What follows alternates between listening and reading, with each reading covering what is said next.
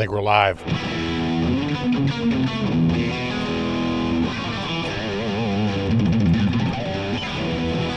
Sorry I'm late, but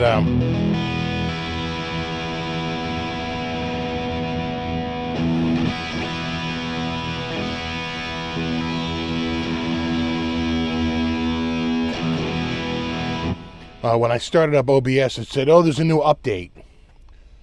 And I always do the update. So I ran the update. And I had to wait till that finished before I could get going.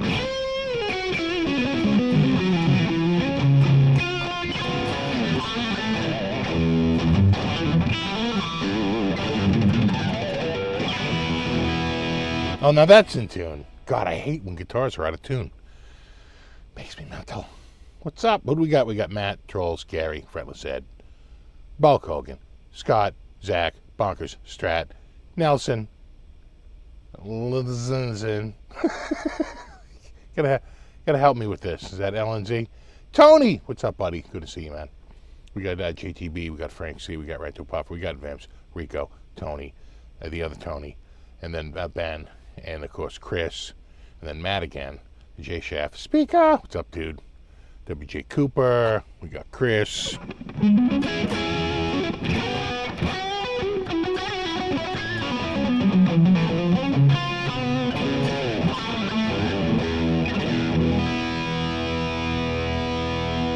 What's up, Chris, and Retro Puffer, and Terry. What's up, Terry?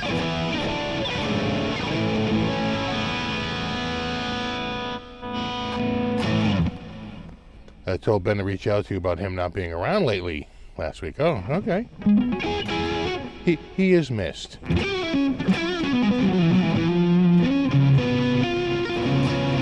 You can feel the power of the Ibanez, Nelson.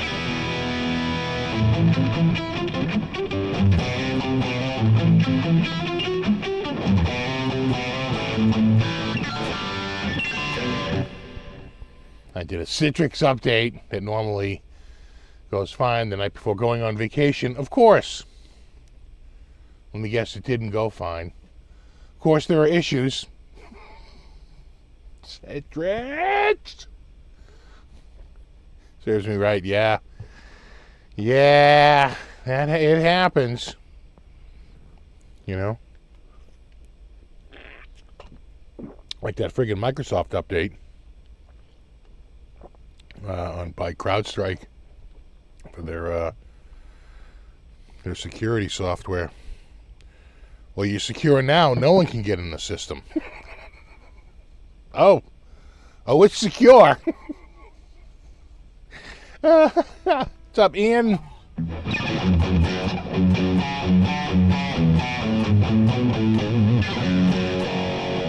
Ibanez is really clean looking. You know, I thought the guy, they hired, I think, an outside designer, right, to do this, to design this guitar, because they were still stuck in the 70s. And then I think that guy left and went to Yamaha and designed their Pacifica line.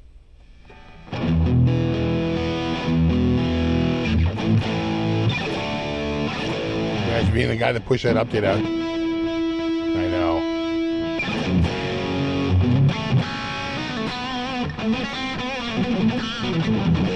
It does, Terry. It does. It has the slide away truss rod cover, so you don't have to screw. Take 2 or 3 screws out. You just slide it over. It's a slider.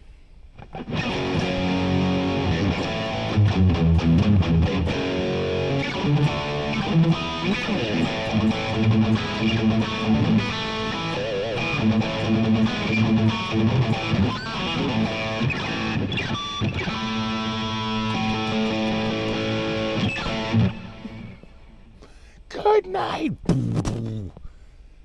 You gotta have what's his name, Vinny, on drums. He always did that. All right, Vinny, calm down back there. You know, it is a wizard neck, but it's not, and it's thin. I still think it should be the same at 19 millimeter as the wizard neck. I don't know, maybe I'm just imagining things, but I feel like the neck on my old RG 560 and 550s, like the OGs from the late 80s, they do feel a little thinner. But it could just be, could all be in me head. That is good.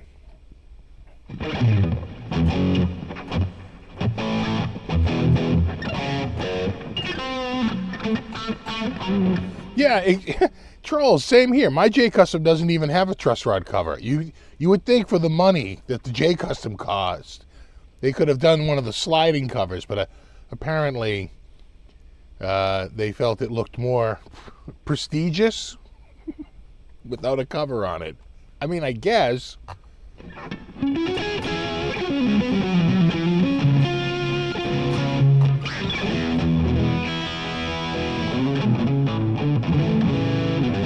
What's up, Blackjack Guitar? What's up, Michael? What's up, Into Sound?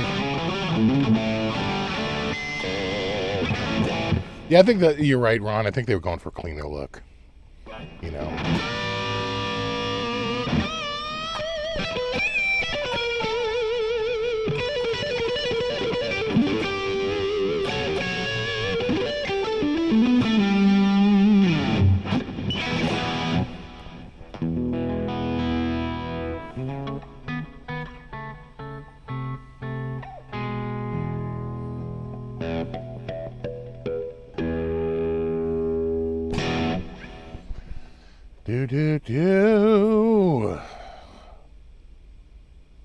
Oh, yeah? Michael D said he got his Badlands Hollow Flash yesterday and haven't put it down since. So good for you. It's great getting a new guitar. Everyone loves a new guitar. I had one out earlier today prepping for the Guitar of the Week, which will be out on Monday.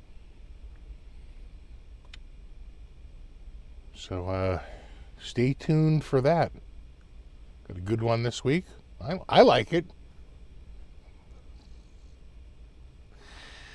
The only evidence you ever had was a Sabre back in '88. I didn't like the Sabre when they had the 3 individual toggles. I didn't like when Kramer did it. I didn't like Jackson, I think, did that for a little while. They did the 3 separate toggle switches. I like the blade switch. Just give me a blade, which they did. Eventually they went to the blade switch. But for the like first run or so, they were doing the toggles. John says you just got a Lotus Mini Strat guitar. Right, I have the Les Paul. He put that in quotes. Can you play the Wizard on the Wizard neck? You probably could. I'm trying to remember the Wizard now.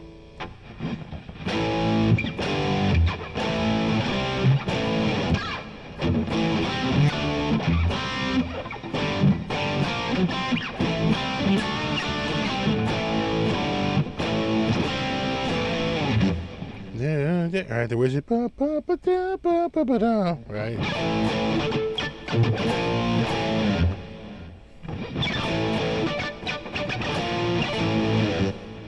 Right.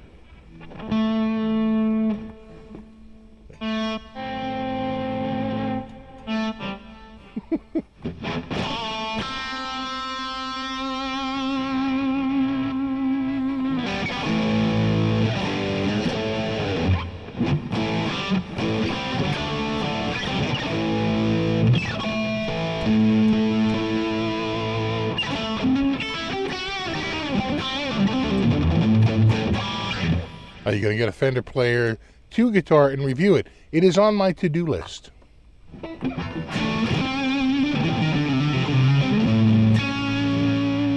I want to get that. I want to get one of the new inspired by Gibson Les Paul Customs in ebony, not to put too fine a point on it, but they've been on back order.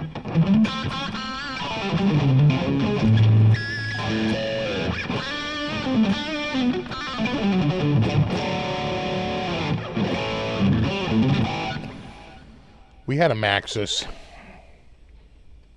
in the fountain blue. It was a great guitar. Check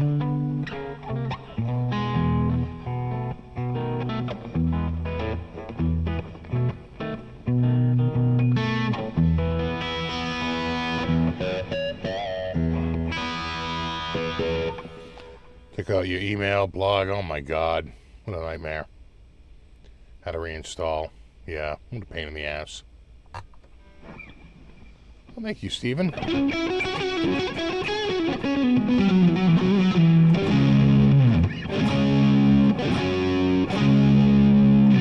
Sign it out for a second, but I don't think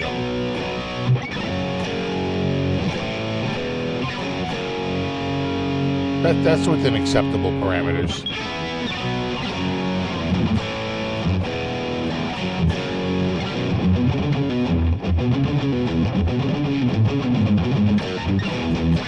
It's a tilt back. It's a tilt back. Oh, it's a tilter. Tilt-o-matic. Doo-doo.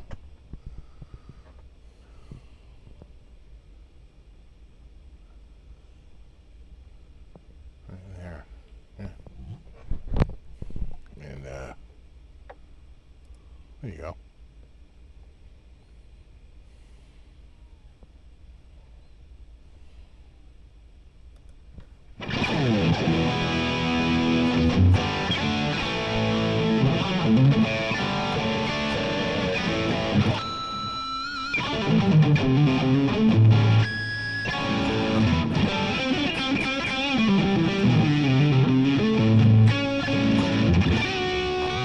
Ever finish a home studio in the attic? I did not. It's too noisy up there. Half of the year, the vent fan runs up in the loft, and that's really loud, and you can hear it in any spot in the room. And it's hot up there, and it's not good. It's much quieter down here. You find that out once you get up there. It's just much quieter. It's quiet up there at night, but not during the day.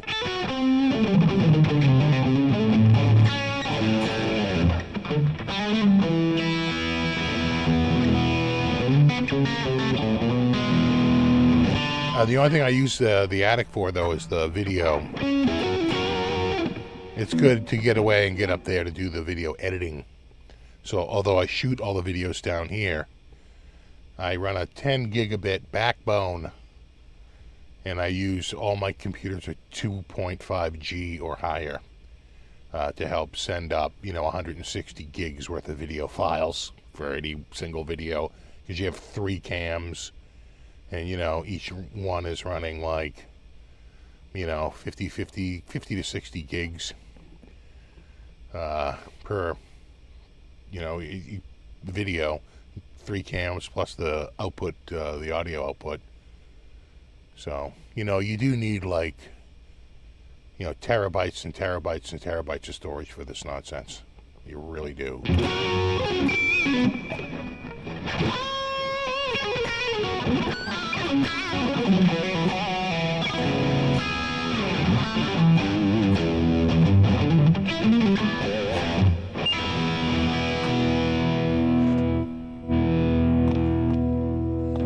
Is it this one?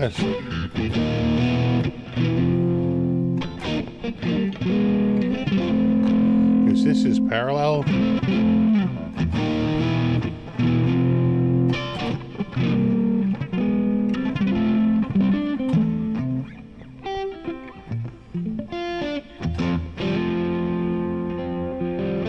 I know, I'm gonna need petabytes soon.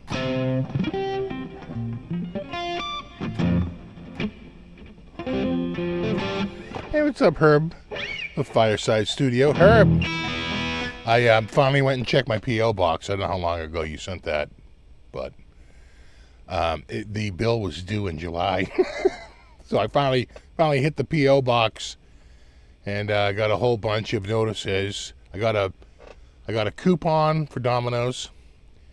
I got a new Chinese restaurant menu. I got 3 notices that my box was due by the end of the month because it was like July 26th. And, it was due time to pay that. And then I checked and I saw your lovely note. And that was very nice. I got it. Thank you.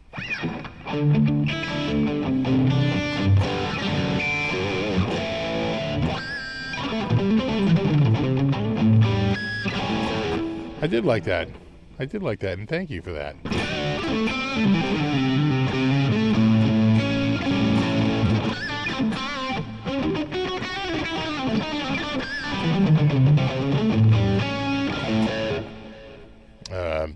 Just said Herb sent me a nice note and a pick.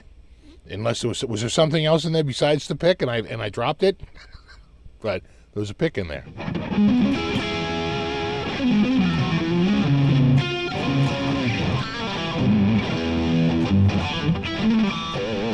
That was okay, good. No, there was a pick, and then there was a gift certificate to Hooters. What?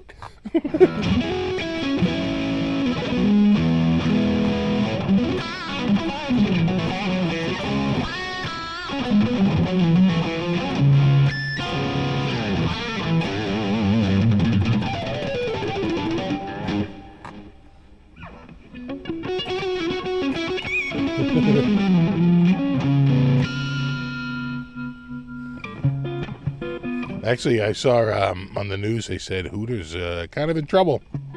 They were shutting down, I think, was it like 40 locations, something like that?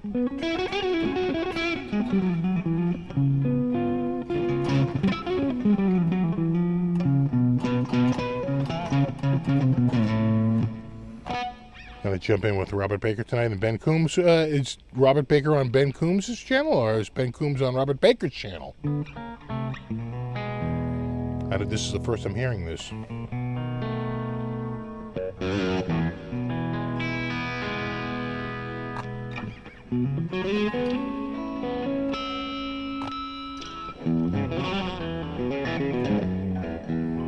Ben's channel, yeah. He's on the Sun. I was going to say, I think it's tomorrow. Because, not that I know about it, but that's normally when Ben has his show, is on Sunday night. And also Monday night, too, right?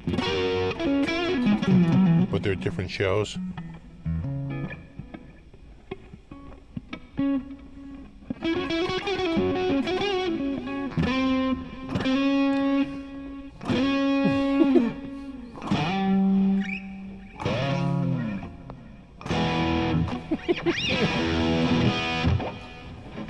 Gotta work on the slide.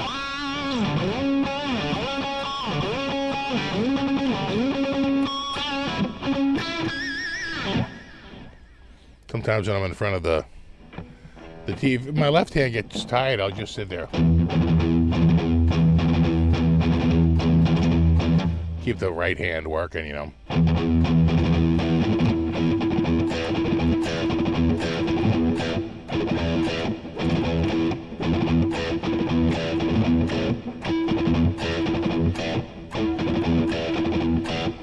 You sort of like Star Wars, you know, Imperial March, you know. Exactly, Darth Vader enters the chat. Even that's not that smooth. You got to work on it to get it really down. It's a work in progress at all times.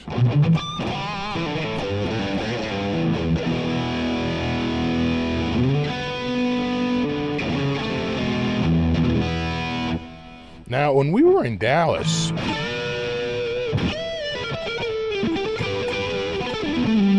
from my Texas friends, or just people from that general area, maybe they're just down south or southwest, I don't know. But they made a joke about going to this other restaurant. And they were like, oh, you want to go here? And I was like, yeah, whatever. And they were like, you don't know about that place? I'm like, no. They're like, oh, it's kind of like a Hooters. It's kind of like like a TNA waitress service. I was like, okay. Right? You turn British, right? You're like, oh, yeah? All right. Oh, yeah? Yeah. All right. Yeah. But I forget the name of it. Oh, I wonder if that was it, Bill. The Tilted Kilt. Or Twin Peaks. Yeah. But those both sound like they could be, contenders. But they were, I was like, okay. They're like, never mind. You don't even know. Like, I don't. Okay, whatever.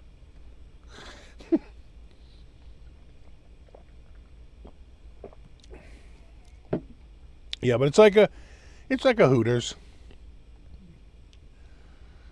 You know, what you worry is that, like, you're gonna have like a kid, like a tween, who's like 8 to 10 years old and like really into owls, and for like his 10th birthday, he's like, I really want to go to Hooters. It's like, it's not really about owls. Really? I mean, it literally has an owl in the logo. Yeah. Oh. Yeah, exactly. That's the place with the owls. Hooters has the children's menu. Well, the waitress's kid's got to eat somewhere. Rebranded to Beavers. They had a place that was it like Beaver Creek? What was it? Bugaboo Creek. With the animatronics. Oh my God. A nightmare.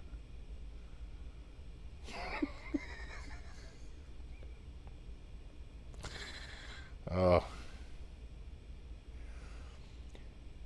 There's a Hooters just outside of Boston, but I don't think there's a lot around here. And when they applied for the rumor is when they applied for their license, they put like the parent company name, not the name of the restaurant. So they were granted it, and then it turns out that the brand restaurant this restaurant group was putting in was a Hooters. But, they shield that under like many layers of, restaurant group ownership. Or they probably would have been denied.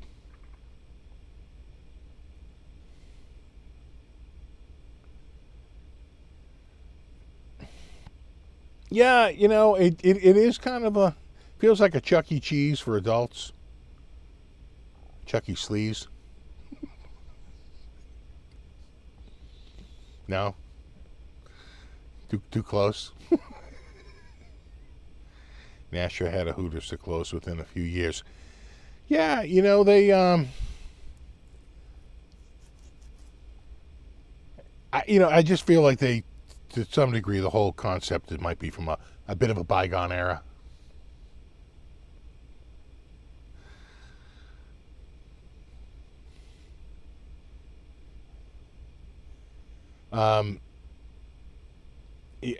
The funny thing is when you see dudes doing like blindfolded wing tests, and they get to the Hooters wing and they're like, okay, I'm embarrassed to say that I can instantly recognize this wing. Like, oh no, I know these wings. Oh, do I know these wings?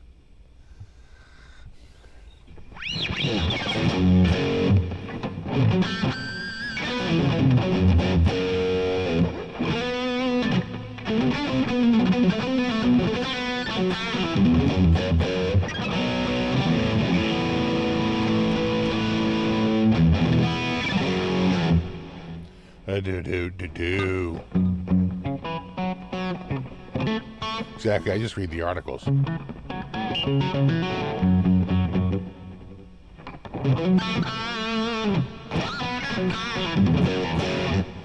Wonder what the average tip percentage is at Hooters. Yeah, it probably, I know what you're saying. Higher than usual because you're trying to feel like a big man.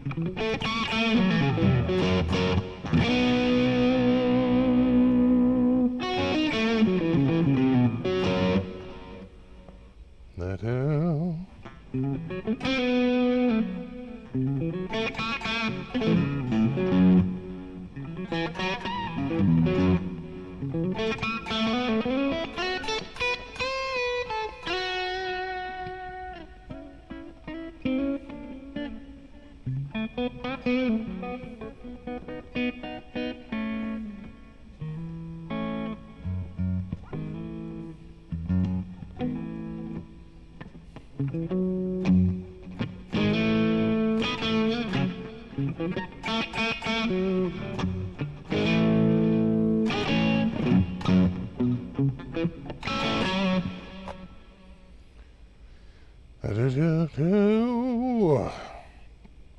how'd your week go?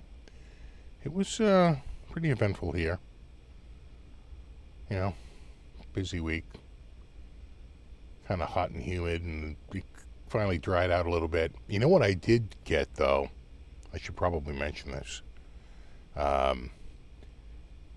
I did kind of go off the deep end with a weather station, which I hadn't bought one in a long time. The last one I bought was, I think, about 10 years ago. When I don't know, I think Costco had them, and so you get a few. You stick the sensors out and about, and you can read up to like 4 channels, and you can set it to cycle through the channels and all this stuff. Anyway, I've had it for a while, and I never really thought about updating it until the recent hot weather out in California. A friend of mine from college, she lives in the foothills of Yosemite, and she showed how hot it was by showing her weather station, and I had a little weather station envy. I was like, wow, that is impressive. I never, my weather station never looked more inadequate after seeing that thing. Jesus, it was quite detailed and keeps all kinds of records, and you can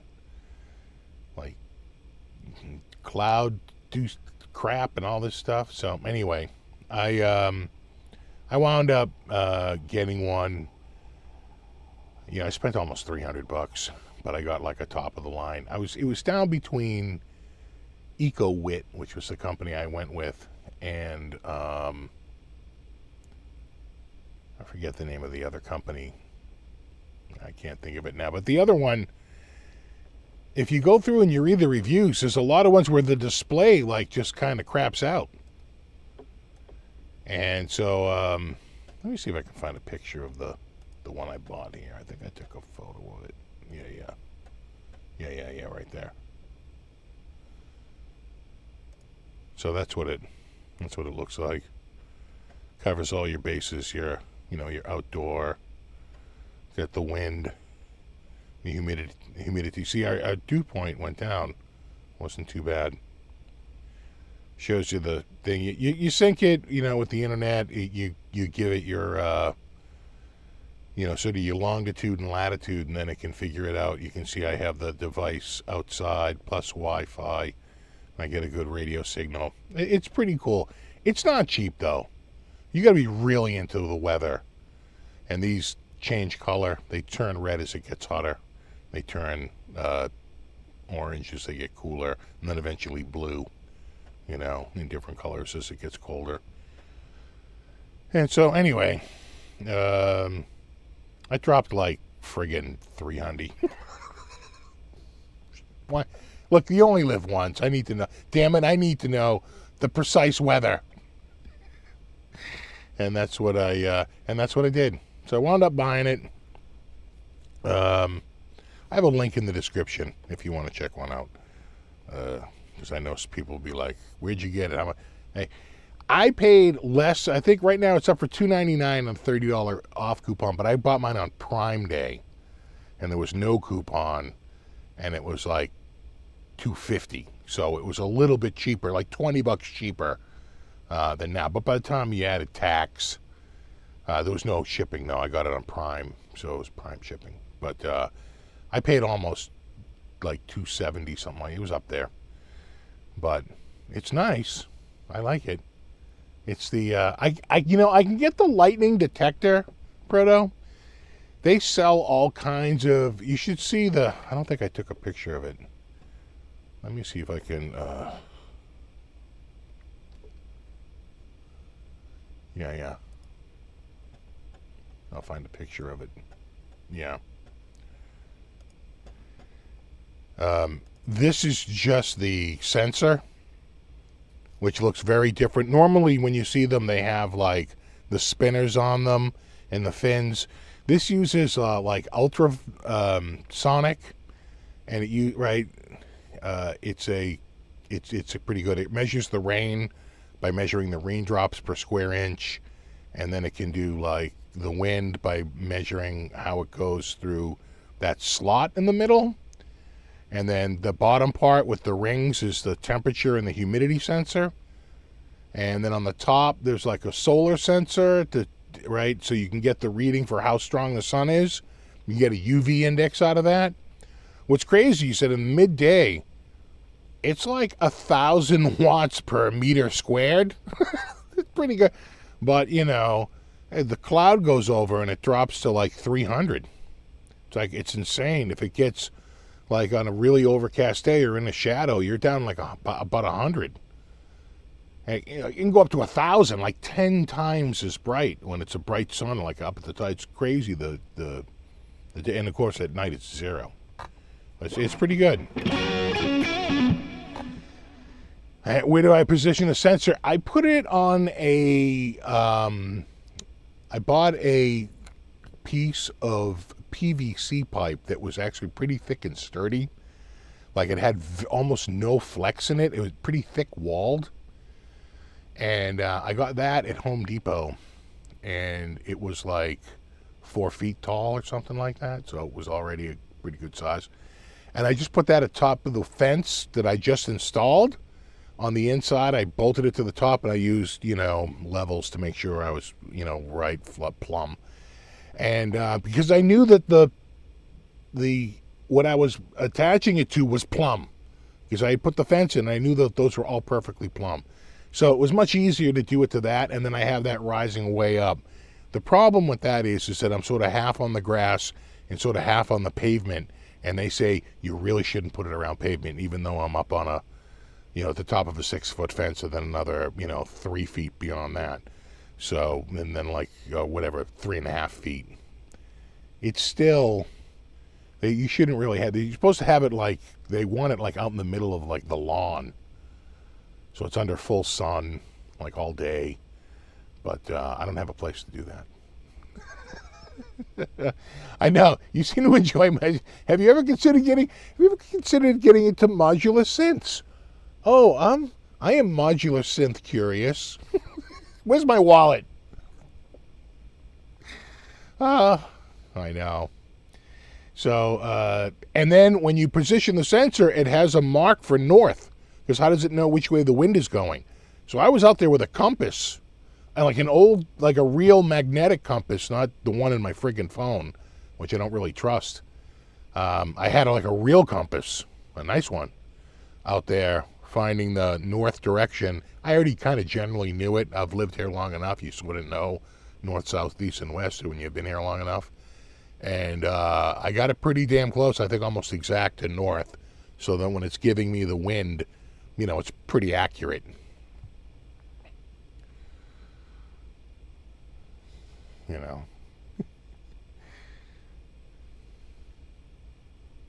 New house, I'm about to have them water the lawn yet because sprinkler system is in an app. Oh my God. Yeah, right.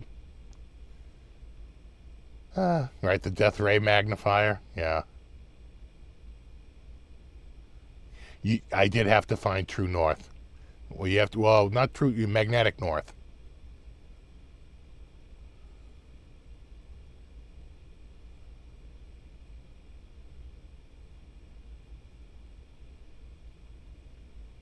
Yeah, synth cube. Yeah. Hey, you know what? Hold on 1 second. I gotta go switch. Hold on here.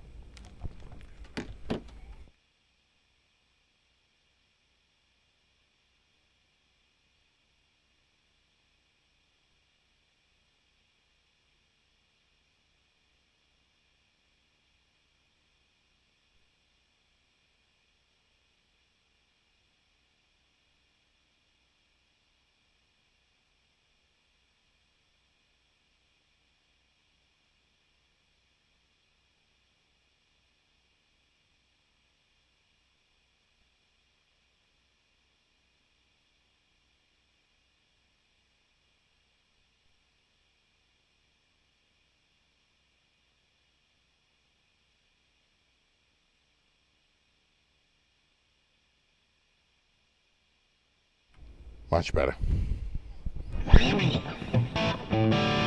Yeah, we had a cat emergency.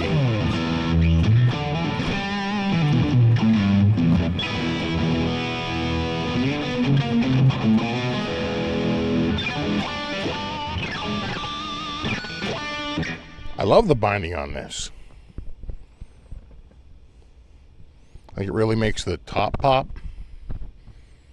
The whole thing.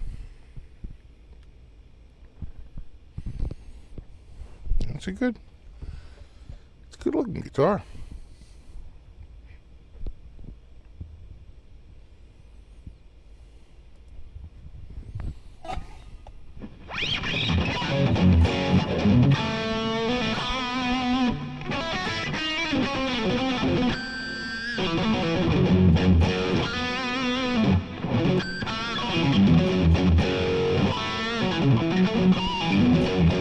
When the station's licking your finger and holding it up in the air, it has a certain resolution. I was looking for something slightly more high res.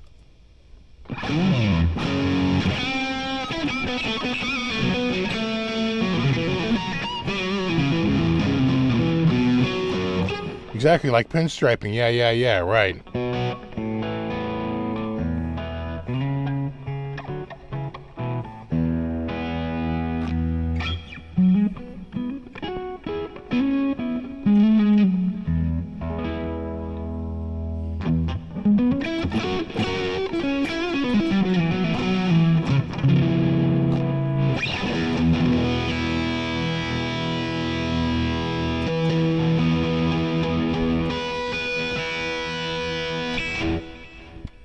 I tell you, this guitar is pretty damn nice. Short money, too. Under $400. Pretty good. Pretty good. And I like that they used a clean headstock. You know? They started... This is how they looked when they first made them in like 87, 88. Really doing no... They really weren't on the market in 87. Really 88, 89, 90... 91. Then I think starting around 91, 92, they started sticking like more and more lettering up here. I thought it broke away from the sort of the basic look, right? It started to get busier and busier as they added more crap to it.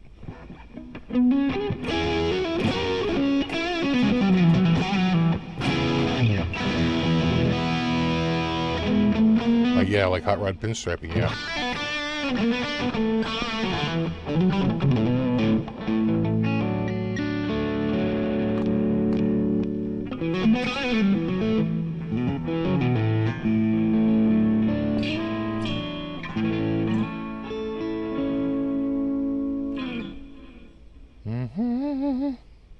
Yeah, and people think this headstock came out in 88, you know, when they did the big switch, but it wasn't. It was actually around years before that. You can find that headstock in guitars from like 86, I think. I don't think, maybe it started a tiny bit in 85, but I don't think so. I think 86 with the Pro line. And maybe even some early... Was that the Destroyer headstock they were using? Right? I forget now. I'd have to go back and look. And then they basically took it and added it, because they had the more rounded one. Let me see. That would be... Where would that be? That would be... what did they used to call that?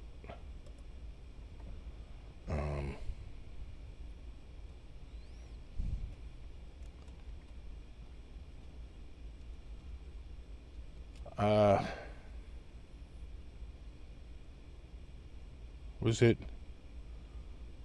Roadstar or Roadster? Roadstar. Yeah. Yeah, right. Roadstar. Yeah, like this.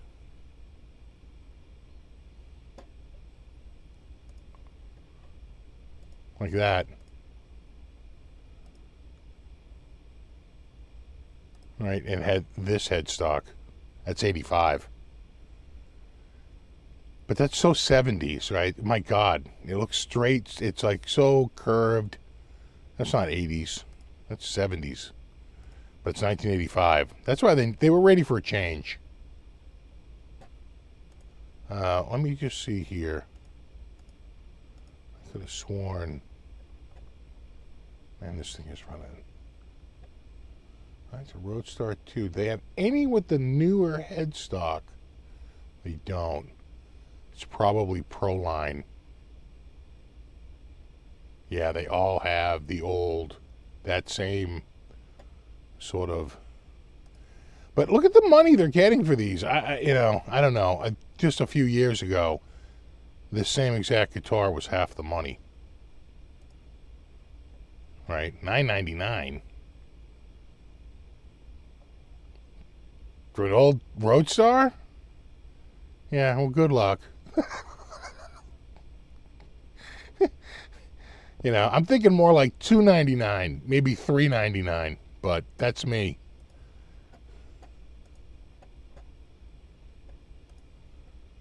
Like this. I think they've already dropped the price once. Yeah. They already dropped the price on this from $6.99 to $5.99. The problem is that the guitar just a few years ago was selling, more on the order of, $2.99, $3.99. So although you're trying to come down and you're trying to make it $5.99, it's still like twice where it should be, roughly. Because remember, the guitar original cost hasn't changed. The value of these hasn't really changed, period. So, it's not like it's a new guitar and they're like, well, the cost of production and the cost of materials and the cost of labor. That guitar is from 1986. That's what we call sunken costs. Now you're just trying to get something from it. So, anyway.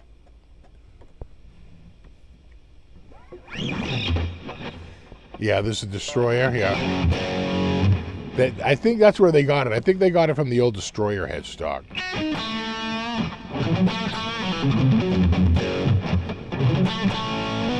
You had a Luke Ibanez with that headstock. I had a. I wonder if I can find it. I had a Alan Holdsworth with that headstock. I could have sworn they had one.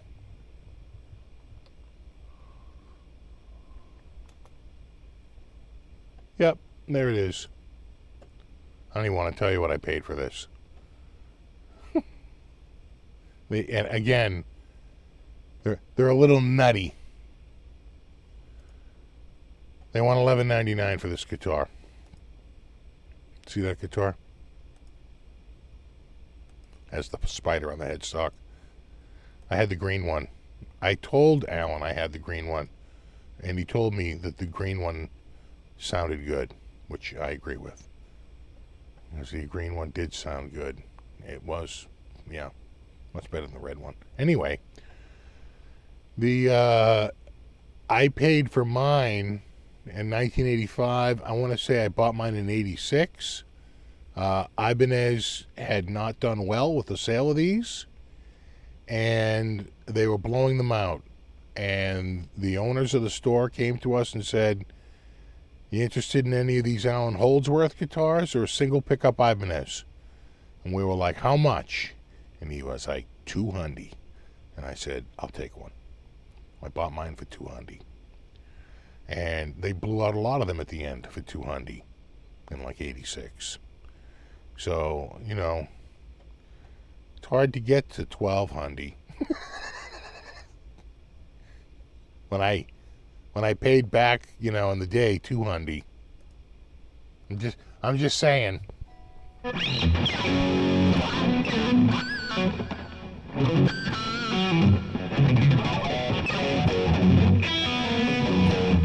Yeah, the Destroyer from 82 had the same headstock. I think that's the headstock they went with.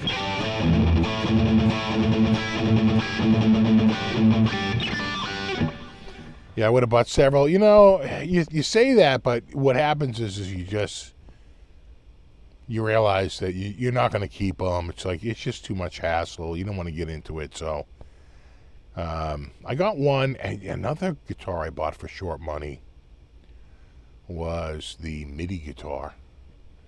That was like, I want to say either 200 or 250, maybe $400. I forget now. Wasn't a lot. I want to say it was a couple of, it was so cheap. I was like, oh, they're like giving them away. He's like, yeah, he's like, they're just like clearing house.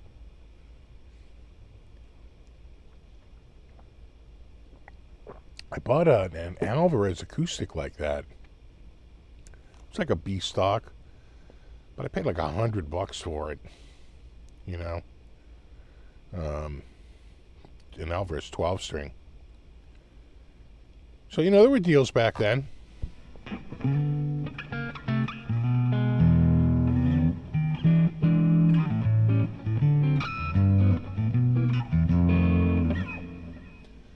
The Destroyer, what do they want for it?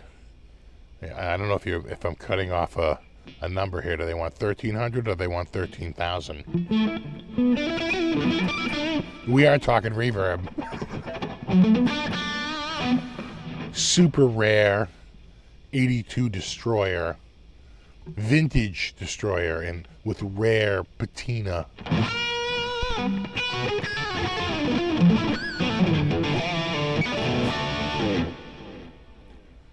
Yeah, 1365. That's not too bad.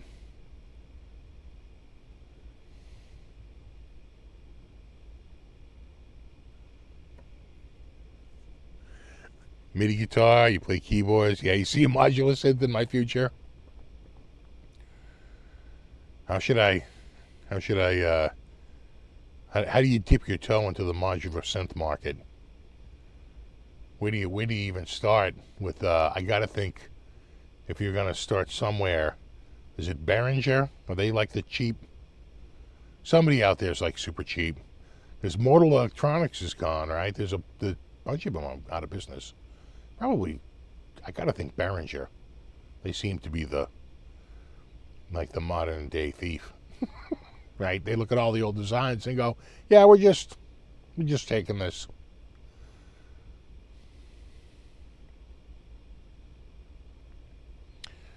What do I think of the new Spark? Yeah, you guys check that out. There's a new Spark out there, new Spark 2. It's a little bit stronger. They pitch I still have my original Spark right over there. They pitch the speakers a little different, right? Instead of going straight out, they're angled slightly. I could have sworn the old one did that, but they talk about that as a new feature. Okay. I think it adds more amps, but I wasn't seeing like a major change. You know, we can look it up, see what they say. Positive.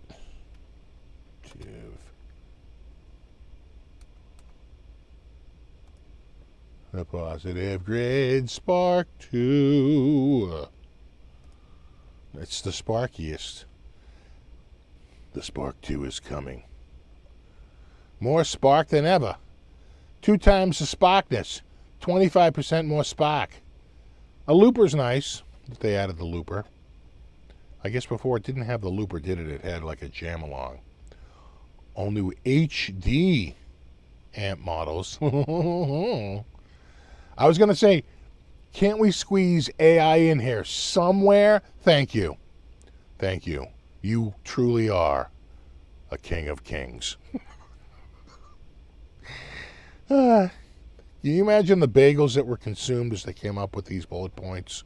That's a lot of bagels. You know, I feel like we should just jam AI in there somewhere. How about like AI models? Oh, our models aren't AI. Okay. New thought. How about AI powered tone? I love it.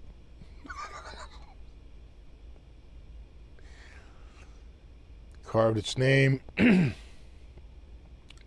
What I mostly remember was the weight. So they have new labels that I think are a little bigger. And they add the looper, I think, right on the top. And I think instead of the buttons to go through, it's a rotary knob now to go through the presets. They're still going to need your phone number to work this thing. And your Bluetooth location. And we might be sending some of your usage back. Look, the point is, just give all of your usage up to us. Because we're giving you a looper. He looped it. He looped it. Uh-huh. Any tone you imagine? That's a bold... It's a bold claim. Spark AI Beta. All right. Yeah. Nice guitar there, kid. Why, do you get a trust fund? What, are you trust funding it?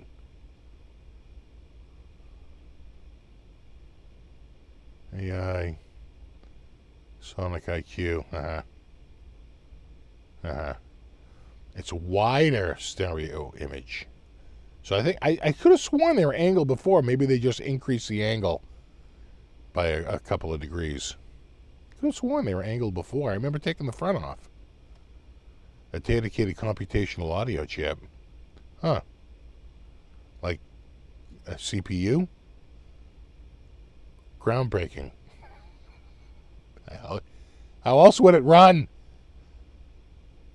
Will you stop listing things that are necessary for its operation? As if you added it? Okay. Alright, so they have a foot switch? Uh-huh. Oh, I see, and an optional battery pack, too, now. So you can spark on the go. Up to 43 minutes.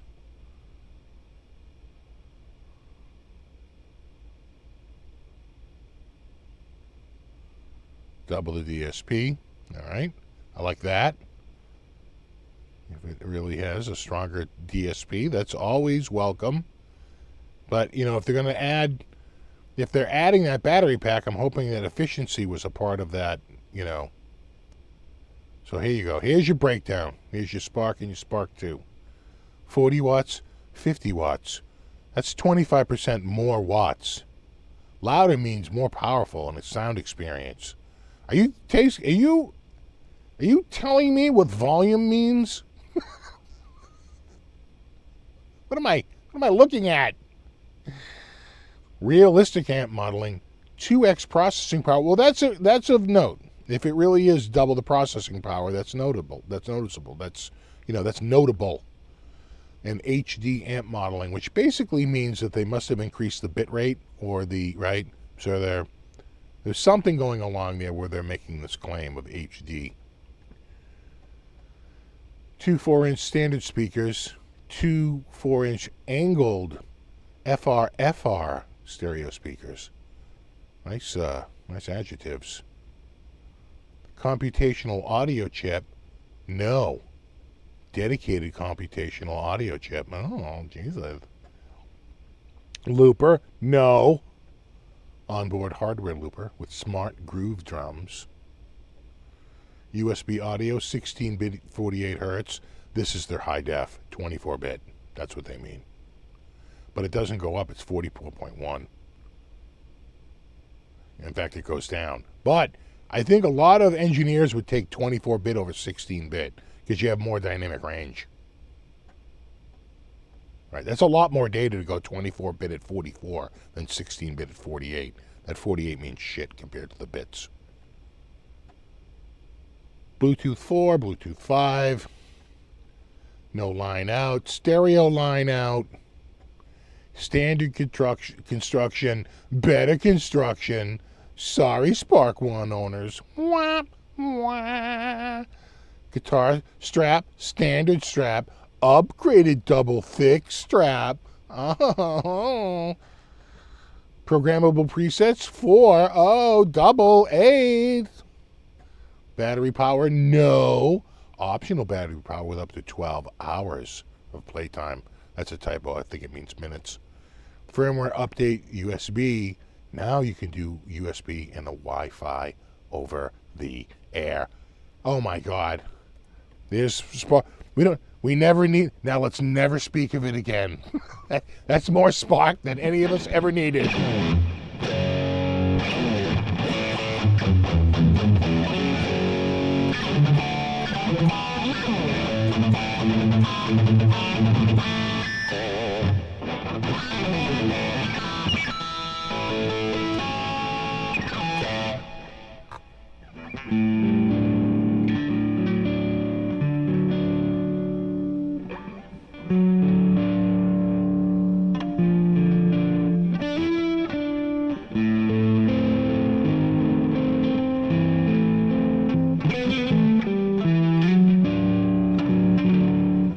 Spark 2, yeah.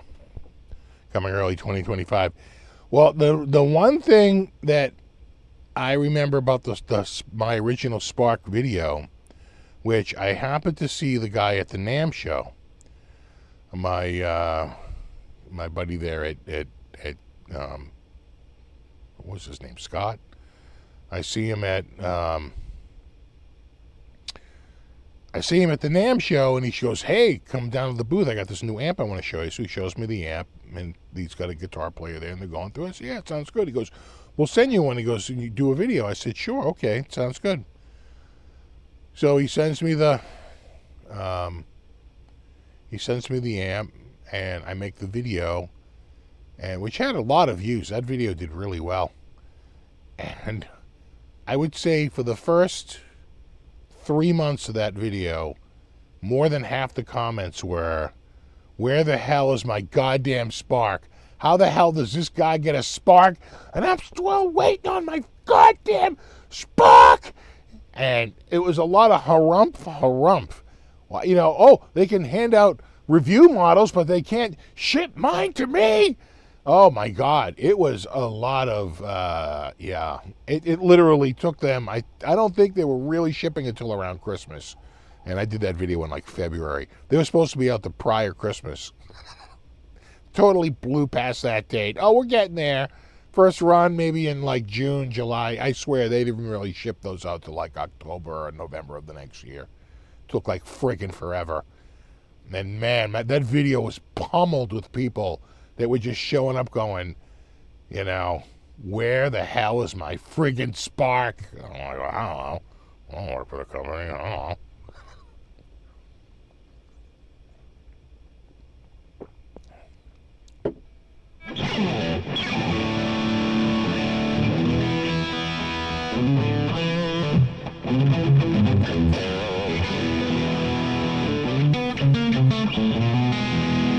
Yeah, I wonder what, do they have a trade-in deal? Let me see.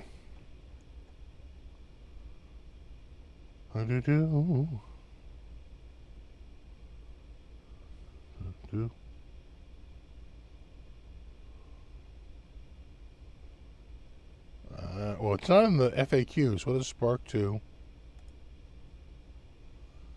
They don't. Oh, they do. Oh, okay. They have an upgrade page. They have a whole separate page called the upgrade page. The Spark 2 upgrade program. All right. So pre-orders start August 1st. Sign in. Go. Enter your serial number to register. You can also use your Spark app to register your Spark.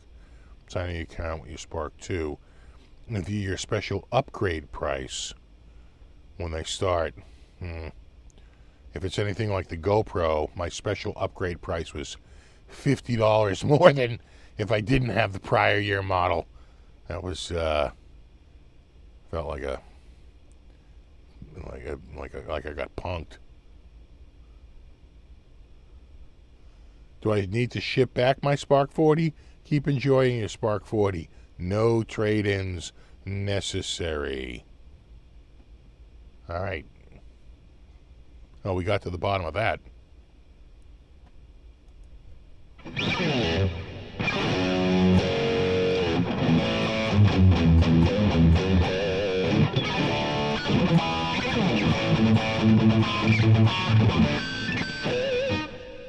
I know. Let's talk about the Spark 3. Now, what can we expect? Full AI. It'll have full AI integration, and it'll intercept your crappy playing and make it sound really good using the latest quantization and pitch correction technology. You can choose from a vast array of famous guitar players you just want to sound like. God, what a world. Doesn't use speakers, it'll use some sort of like, you know, flat sound producing carbon fiber array.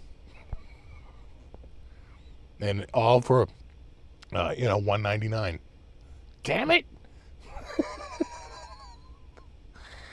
And you just prompt for a tone.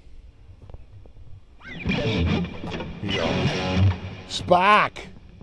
Make me sound like Eddie Van Halen.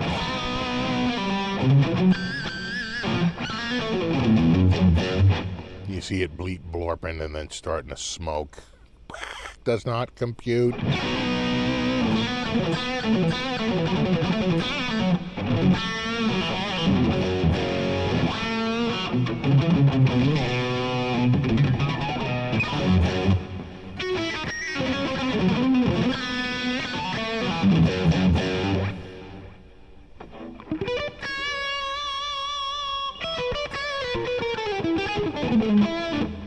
These pickups sound good, huh?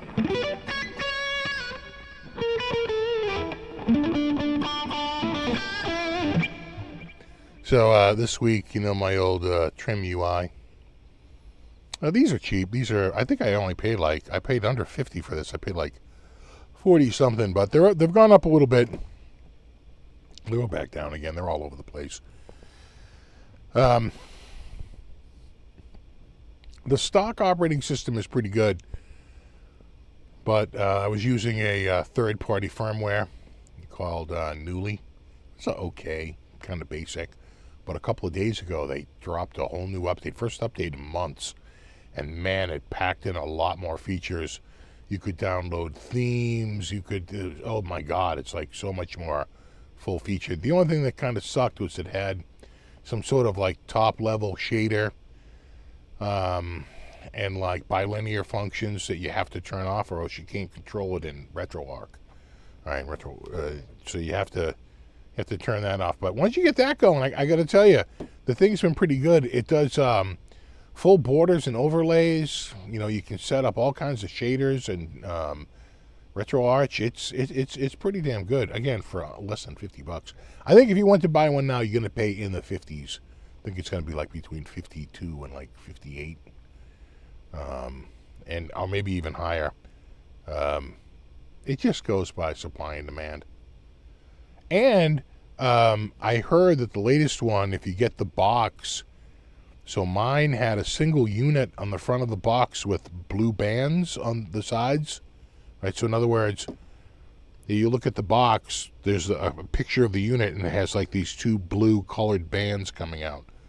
The new box has 3 of them stacked up to the left on the box. That's a different unit. That has a better rumble in it than this.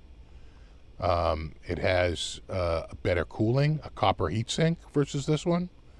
It's got like better a better D-pad and better analog pads on the back. Like just all around, it's a better build than this one here. So if you're going to get a TrimUI Smart Pro, see if you can get the one with the new box, because they seemingly changed the, you know, got to remember these are all like generic consoles. Like they just build, someone has them made, but they can change the spec all the time. It's pretty good. But that new Newly is pretty good. And then there's another one out there I haven't tried yet, but there's a couple of them that are pretty damn good. Third-party operating systems. Because it just uses the same, you know, guts. So it's just a matter of sort of marshaling all the drivers and, you know, all the sort of like assets necessary to run this version, to get the Wi-Fi going, to get the video going, to get all the controls going. It's just a shit ton of configuration. That's your custom firmware. But the underlying operating system Newly is based on Beta, which has been around forever and mainly used on Raspberry Pis. So it's a fork of that. It works. If I ever owned an Ibanez S, I've owned a couple. One, two. I had a blue one. I sold that one. I had like a natural, like a cherry red one, like a wood one. That's still around here somewhere.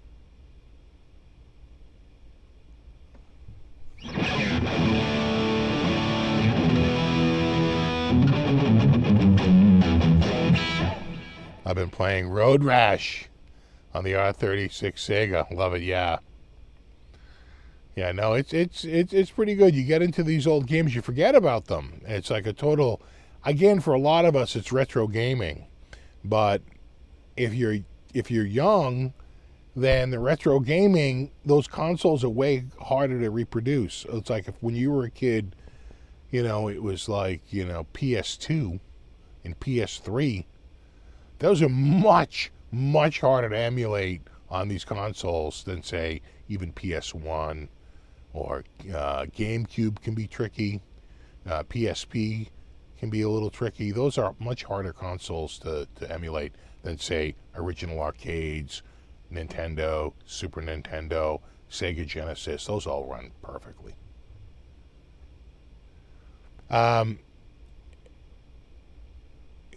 Well, you have the R35XXH. Yeah, that newly they put out a version. Did you get the one from, I think it's July 21st?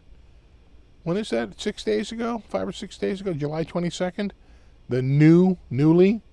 I tell you, it's pretty good. They add a lot of features. I don't know if they changed the lineup based on the hardware, but on the TrimUI, and I also have it on my R35H. You know, they have the borders, so like it really sets the borders up. It's nice. It really gives it like a nice sort of like console feel to it. It's pretty sweet. Yeah, TurboGrafx. So TurboGrafx is really PC Engine. That's sort of the generic name for it. The Japanese name was marketed as TurboGrafx in the United States. Like Mega Drive is really Genesis, but the people in the United States says Mega Drive isn't going to cut it over here. You have to name it something more exotic, and they named it Genesis. That TurboGrafx was supposed to compete with like some original stuff, but it took them so long to get to market.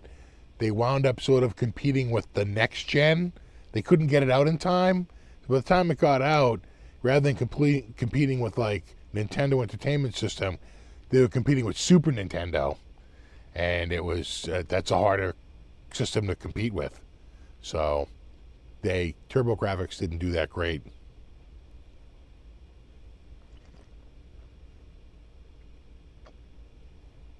They thought they were going to be like all alone in this new, you know, level of graphics, and they weren't.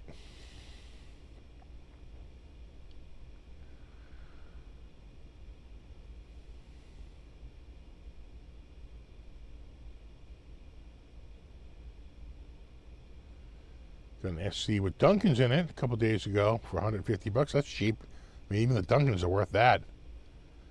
Yeah. Plays great for a nearly 21-year-old guitar. Yeah, 20-year-old guitar. In television baseball, they will do in television. You know, I tried Atari 2600 and 5200 in television and Odyssey, you know, because I had the games. You know, you can find them online. Someone has. They literally zip up every single Intellivision game into like a, you know, a 20 meg file. Like, these games are tiny, like a few kilobytes. But they just don't look that good. My zone is really the 16-bit games between, say, 1980, probably 6 or 7, right around when the Amiga comes out, and like the early 90s.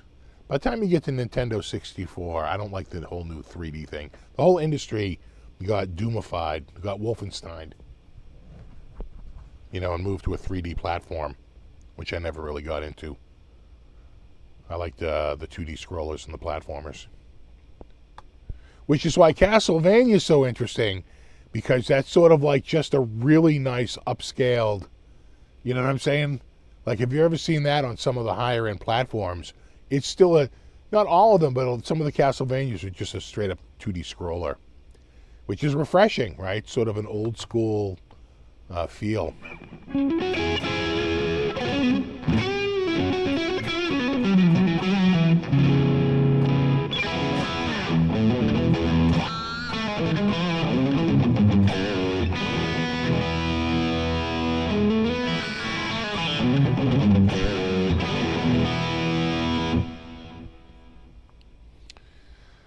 What's the updates on the R36 world? Well, lately I've been just mainly running ArcOS, and the latest version of ArcOS I want to say is from July 4th.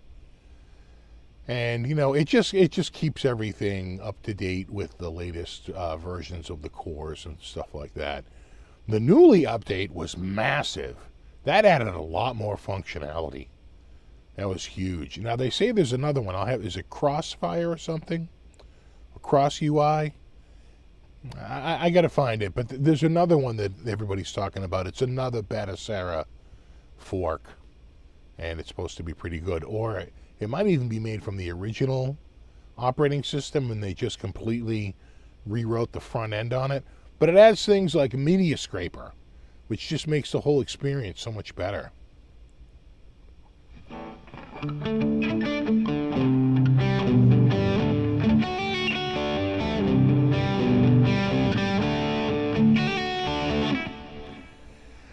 I remember when the Sony Walkman came out, the seismic shift from giant boom boxes to tiny little, I remember we were laughing at it.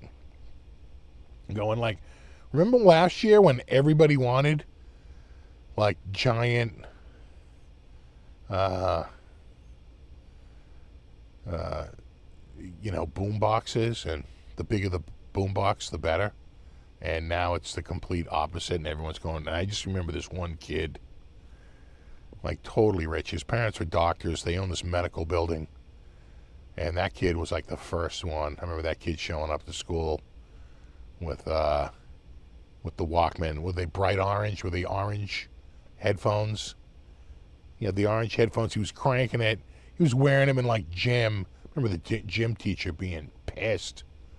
Who, Speaker knows the gym teacher. He wasn't. He turns out he's actually a really nice guy, but when you're a kid, he's not a lovable, huggable guy. You'd have to get to know him when you got older.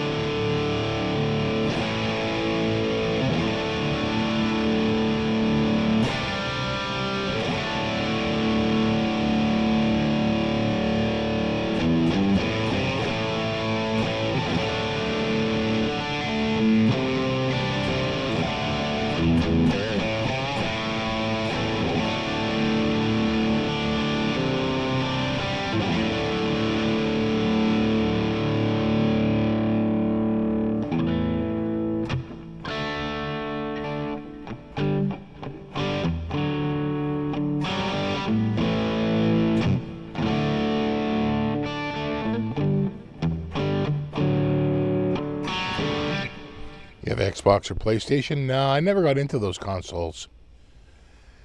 I had an Amiga 500, and when I moved in with my wife, and we had the apartment, I had moved to a PC and didn't have the Amiga any longer, and we had we wound up getting like a Nintendo 60, not a Nintendo, a Super Nintendo, because they were cheap. And, you know, play them on the big rear projection TV we had. And we liked the Super Nintendo, Donkey Kong Country and stuff like that. That was great. That was a really great game console, the whole thing. And then I think we got the Nintendo 64, and we had, my wife liked that. She liked the Super Mario 64 and all that. I hated that system. The only one that was pretty good was Frogger. They had a Frogger 3D that was pretty good, not too bad. The identical version is on PlayStation 1. They compiled that code to a bunch of different platforms. But yeah, I never really got into those games. Not really. Now that I have the handhelds and I can play things like, you know, GameCube and PSP, PS2, you know, GameCube and Wii to some degree.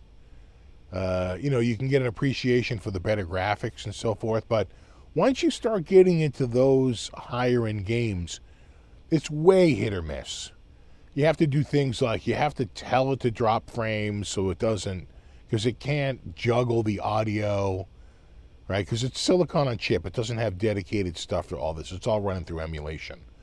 So it doesn't have a dedicated chip, so you have to start dropping frames, which you don't even really notice, but it's not nearly as smooth and as seamless as like the really old, the 16-bit.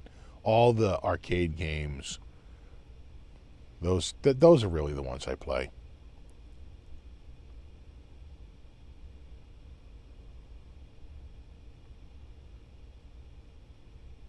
Yeah, no, really? So you had to log in to play like PlayStation and Xbox? I never got into those. My kids had them, though.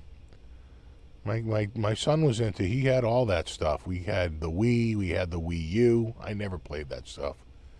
They had Xbox. First he had an Xbox 360, and then he had the Xbox new one, whatever the hell that was. Xbox One. And then we got a Switch. That was the last thing we got, was a Switch. He got a PS5. He wound up selling it. Never really played it. He mostly plays the Switch. No fret sprout on this. But remember, we're in the middle of summer. It's like super muggy out. It's hard to get fret sprout this time of year. Your neck is, you know, pretty much as moist and filled with moisture as it's going to get. Got to check that more in like February, March.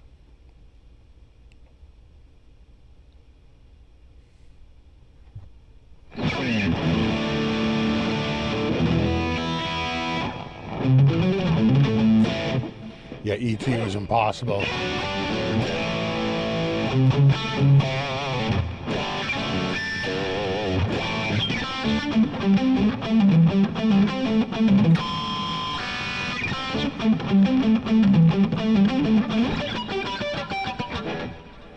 You had an NES, Sega Genesis with the CD add-on, Sega Saturn. Sega Saturn is actually a little tricky to run too. Sega Saturn and Dreamcast both had too many dedicated chips. It's hard to emulate. You know? And they're all shitting themselves because Nintendo came out swinging because they were doing stuff with the Nintendo Switch. And they're like, we still sell that, guys.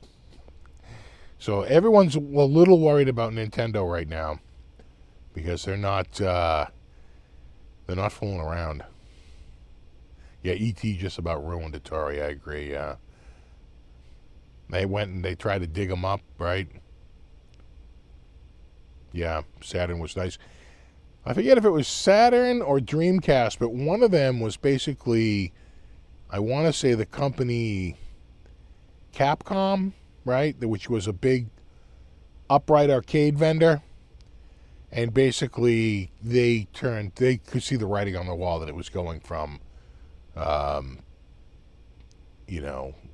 upright arcades to home consoles. And so they ended the whole Capcom upright, right? The Capcom 3 system was the last one. And then it went to, I think, either Saturn or Dreamcast, one of the two, was basically the next generation of the technology they had developed for upright arcades.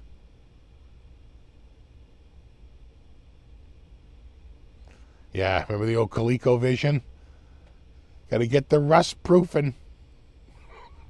Oh, Gil, will you ever win? FPGA, I do not know what that is, so no. Super Famicom. Super Famicom was marketed in the United States as Super Nintendo Entertainment System. Everywhere else it was Super Famicom, just like it was the original Famicom, right? Family console, family computer system. That was marketed as the Nintendo Entertainment System.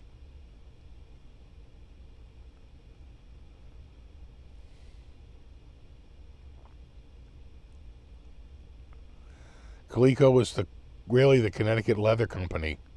Starting out and making leather, they found out that gamers didn't like the look of the leather gaming console, and so they switched it up to a regular plastic one, and the rest is history. She had one goal, to make a doll that girls could eat. The girls didn't like much the taste of dried onion meal, and so they changed to plastic, and the rest is history. Oh, we had a Commodore 64. Again, I don't play a lot of Commodore 64 games because I didn't really play the games on that. I mainly used my Commodore 64 to write term papers. I want to say I was a senior in high school when we got it, or close to it, or junior week, because we didn't get it when they came out. We got it when they were on like clearance and they were blowing them out. And my dad got one. Because they were kind of pricey when they first came out, but then, like anything technical, the next generation was coming out, and the Commodore 64s were getting blown out. But, yeah, we had a Commodore 64, and then we had a PC, IBM PC 5150, which was the original PC. And, but they all kind of were very basic. Though, God, I wrote a lot of term papers on that friggin' PC. Holy shit. I had a daisy wheel printer. And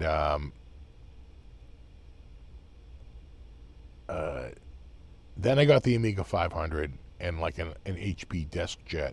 And that was like a game changer. Yeah, 5150.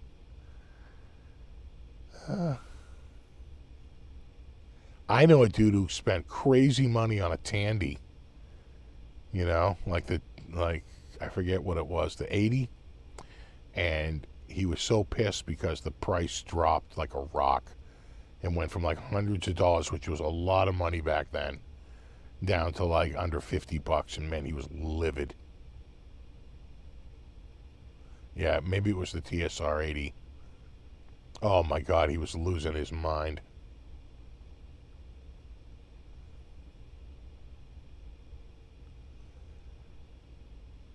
Yeah. Remember the TSR 80? TRS 80? Yeah. Those were... At the time, you go back and look at those ads. You know, it's like 1980, and they're showing computers for like, you know, $1,800. And I'm like, who has this kind of money?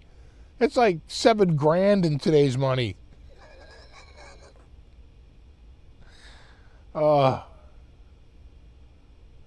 And quickly outdated. Oh, so bad.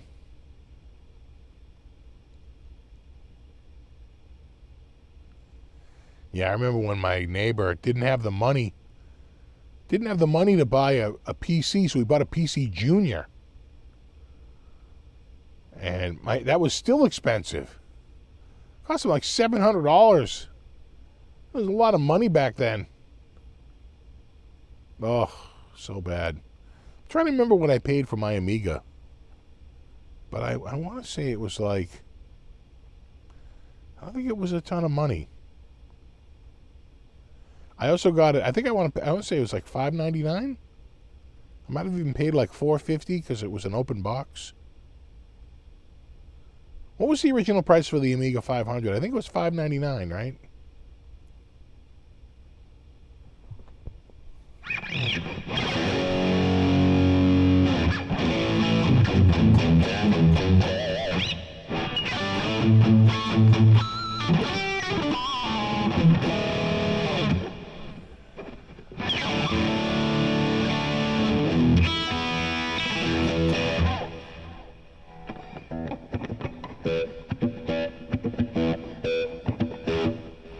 Yeah, Joe Cole was way ahead of its time before energy drinks.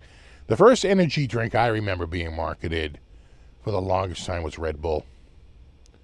I'm like, my God, the ad campaign for Red Bull gives you wings. Holy shit.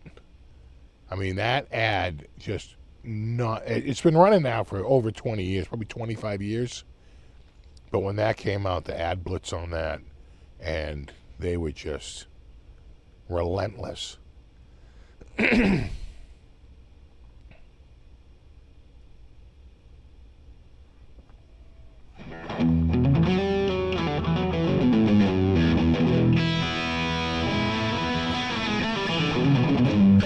What's up, Tim?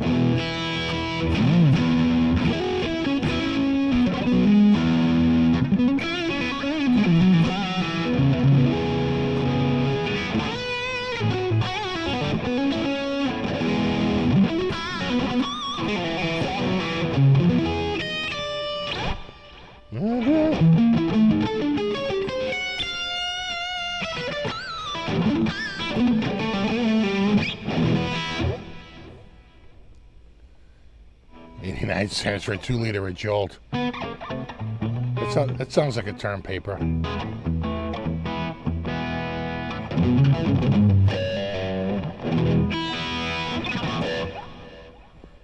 Red Bull girls in the tech company with backpacks that had free samples. Oh, sure. They knew their marketing.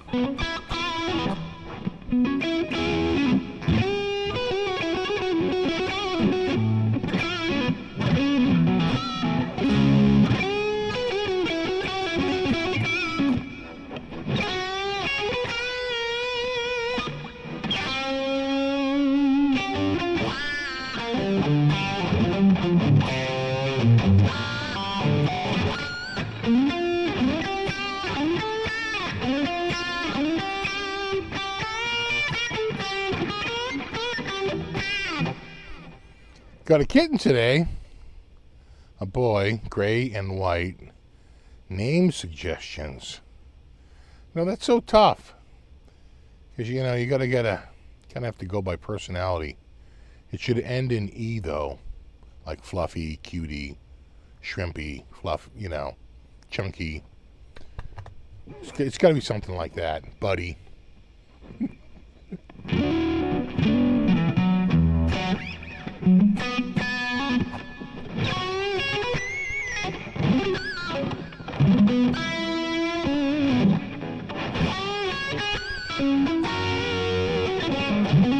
Yeah, Randy, there you go.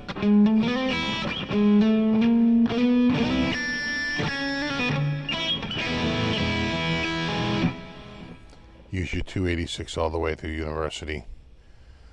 God, I remember seeing, you know, 286 Turbo XT. Like friggin' $1,400. Insane. Steve, does your R36 have 64 gigs installed? I think I'm actually higher. I think on my R36 I might have put a 128 in there. The trick is getting it to I'm pretty sure on the R36, I have to double check that it again, it depends on which third-party operating system you're running. So if you're running Arc OS, you could probably make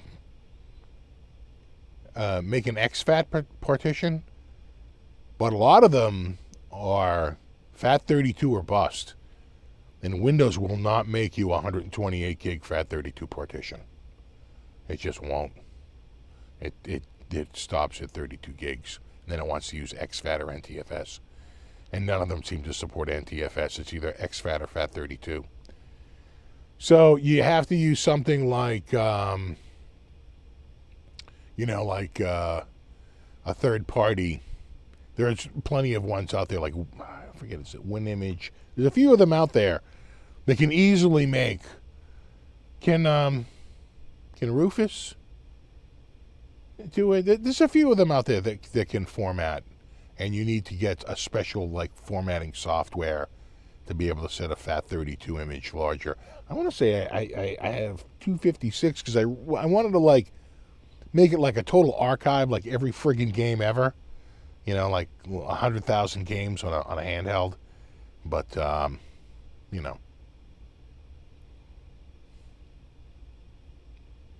it gets a little. It's more for bragging rights.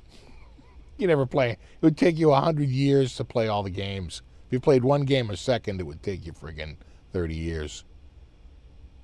Oh my God, the calculators, the first calculators. So calculators and digital watches were two of the biggest, because I remember studying that in college, how, the digital watch went from like $750 at Leachmare's to free with a fill-up. If you got a tank of gas at the store, you got a free digital watch for filling your tank in the 80s. So by like 1977, there's $700, $800 for a digital watch. By the time you get to like 1984, 1985, you get a free watch if you fill your tank. There's that. The same with calculators, right? Calculators come out, they're like, $800 to $1,000, and then by the time you get just a few years later, they're $14.99.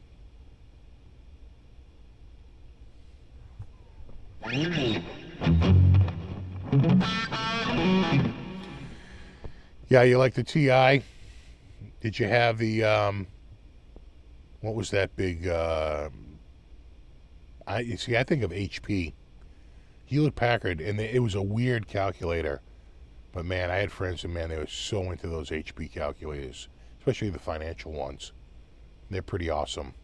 I had a very nice calculator. I dropped like $100 on a calculator in like 1988, 89. I got a graphing, top of the line Casio calculator, but compared to what's out there now, it's a bit of a joke.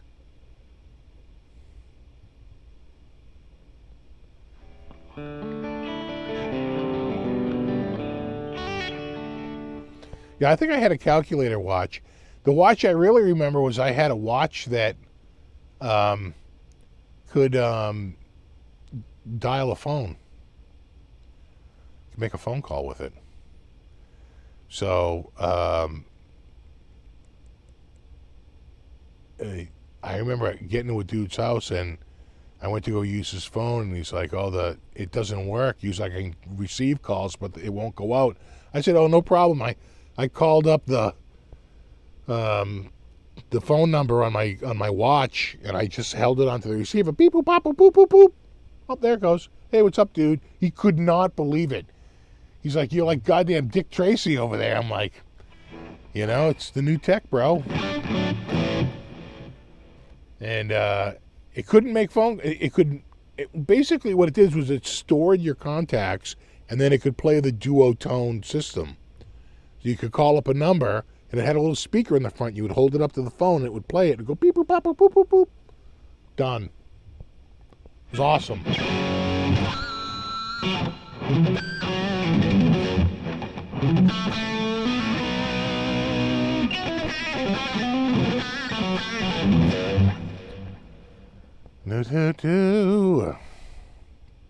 It was total Inspector Gadget stuff,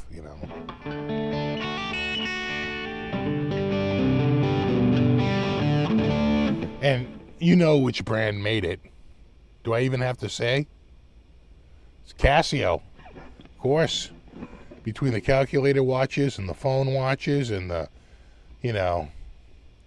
I think they had one with all kinds of sensors, like a temperature and barometer and altimeter.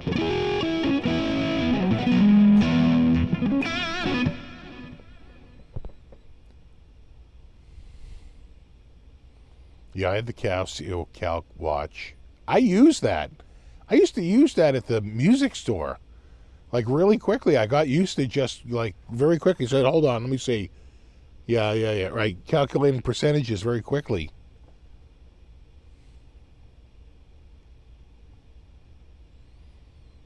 Did Casio ever make a guitar? I don't think a legit guitar. I feel like they might have made a fake guitar.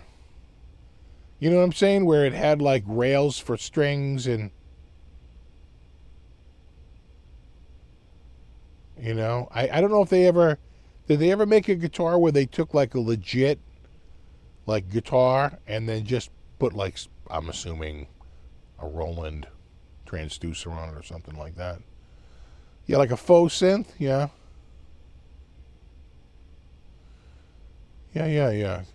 Keyboards they made a ton of, and in fact we carried the CZ1 and I want to say the CZ5, which were their version of FM, which was frequency modulation. They called it phase distortion, which is basically based on sort of the same thing. Use something to affect another. You use a wave to affect another wave, right? You distort the phase of other waves using some other wave as a guide. It was basically frequency modulation, but they didn't want any trouble. Frequency modulation was not invented by Yamaha. It was invented by Stanford University, and Stanford licensed the tech exclusively to Yamaha to use on the DX7, and it was a very lucrative patent for Stanford.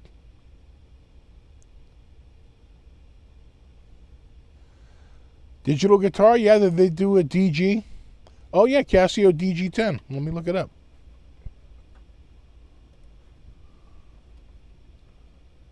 Casio.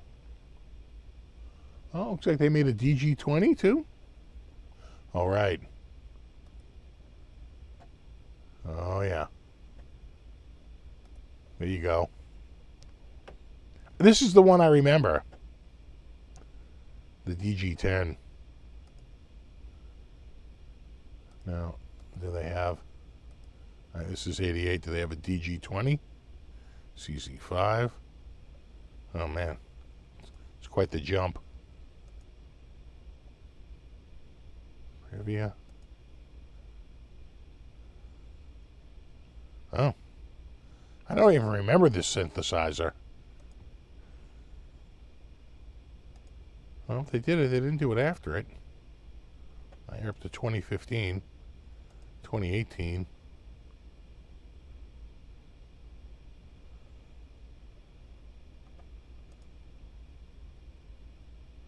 Mm-hmm. 2019. So it's got to be older. Can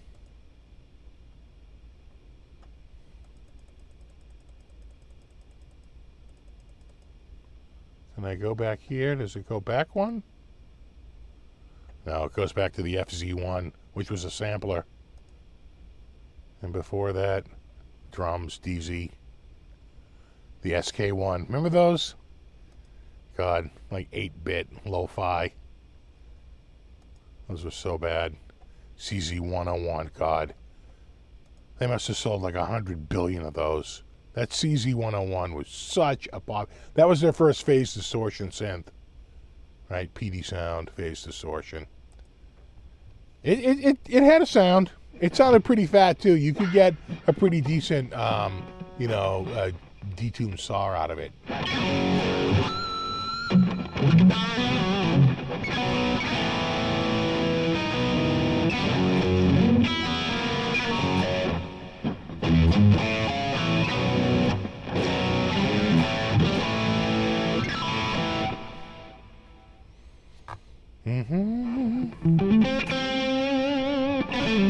Yeah, I remember the VG Strat.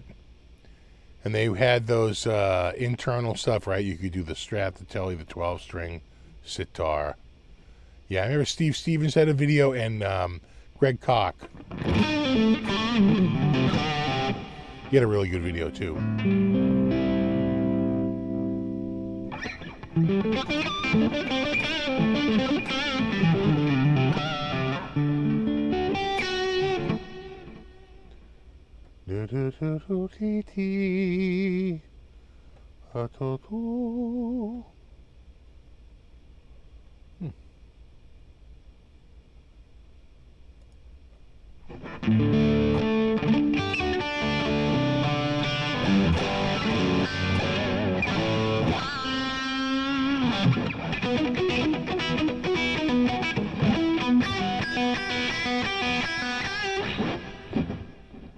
You see, what's his name there? Leo did his metal cover this week. Frog Leap. He did it all. All legato. He's like drinking a coffee.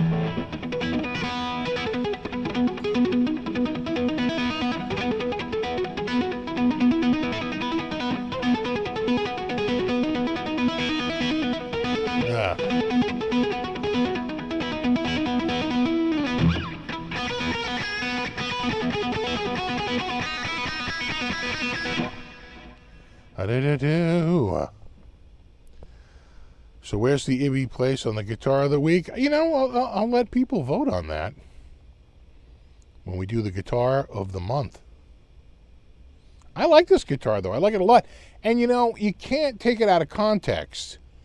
It's hard to look at this guitar and rate it without, you know, looking at the $379 price point. You know, that's a big part of, you know, determining value. And I just think that it's, you know, it's, I think that if they had a way that they could do a much darker fretboard, that they would bring more people into the fold. I think that there's one thing holding people back. It's probably, you know, the cocoa powder, you know, fretboard. But, you know, that's the color of the wood. They could start dyeing it, but then people would be complaining that they were dyeing the wood. Oh. I like it, and I just think it actually kind of works remarkably well with the paint. You know, sort of a nice look. Nice look. Remember, I got a new one coming out on Monday. New guitar of the week on Monday. Stay tuned.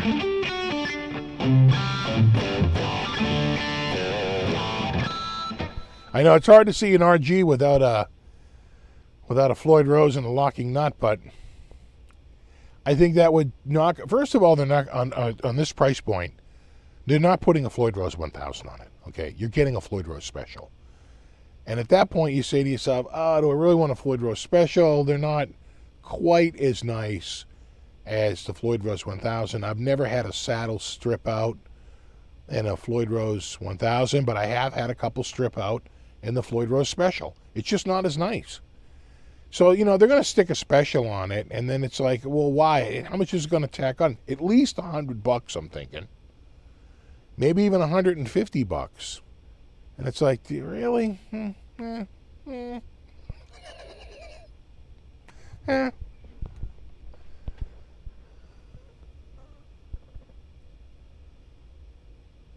You know, do I want it that bad? Maybe. We'll see.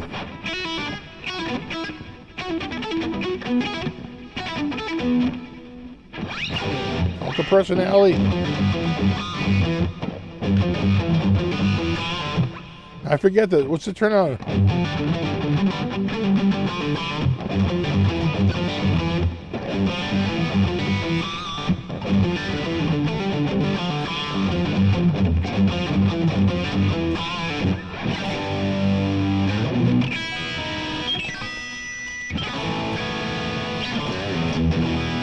Wow, 15 minutes remaining. Tonight went by pretty fast. It's all weather stations and retro handhelds.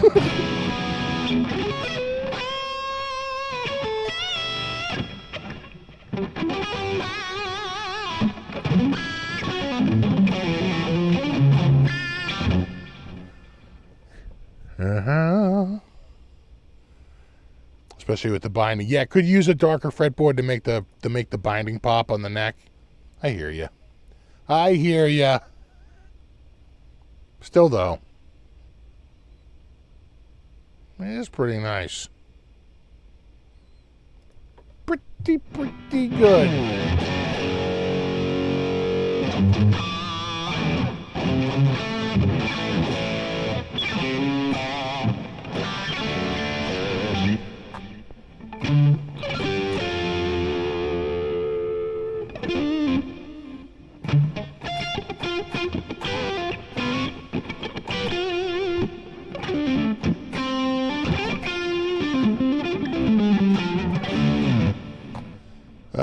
What did you think of the PRS NF series? Strat style guitar. I liked it. I thought the pickups, the narrow field pickups, I called them near field in that entire video. I was making PRS people go mental.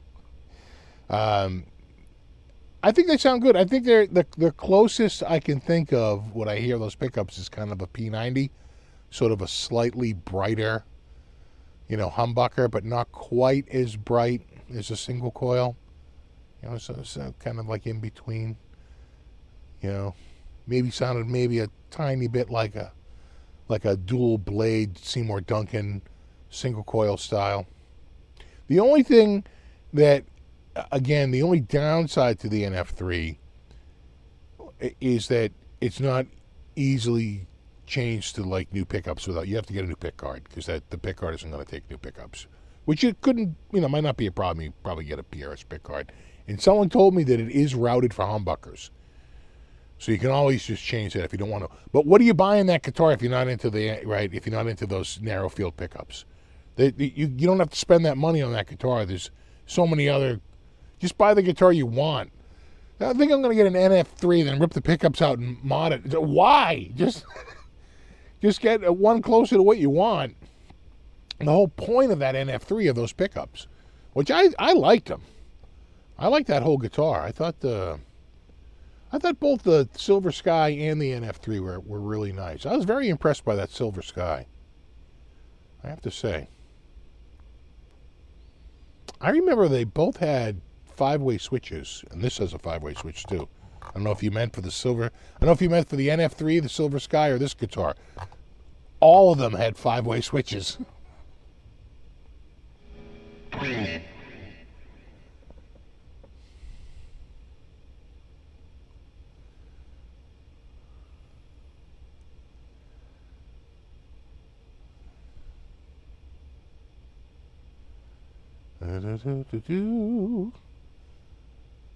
The answer is I specifically bought it for the pickups. Yeah, exactly. Why are you getting an NF3 if you're not buying it for the pickups? You got to get it for the pickups. Exactly. Eli says he has the RG421 BB in sapphire blue, $3.99. Yeah. No. Ibanez makes a pretty good guitar. Pretty good. Pretty good.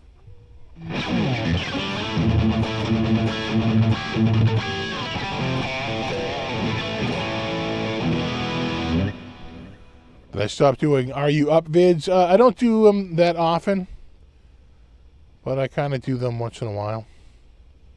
Maybe once a quarter now. The problem with the Are You Up was, I was drinking a lot more coffee later in the day until I was up, but now I don't. So, there you go. Exactly. It sounds better than your $15,000 PRS double neck.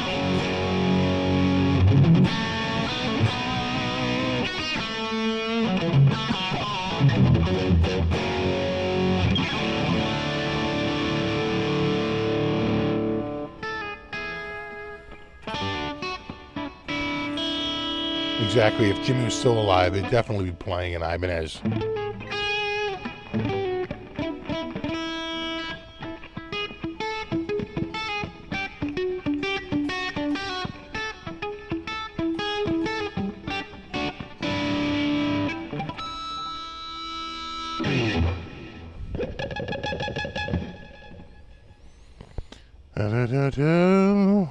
I agree, Edwin. Playing is in the fingers.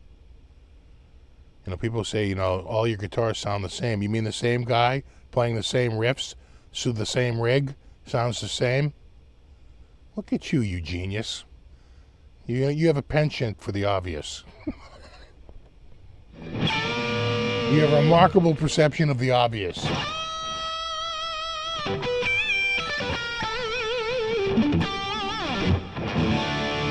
Exactly, the tone comes from playing. Think anyone can just go.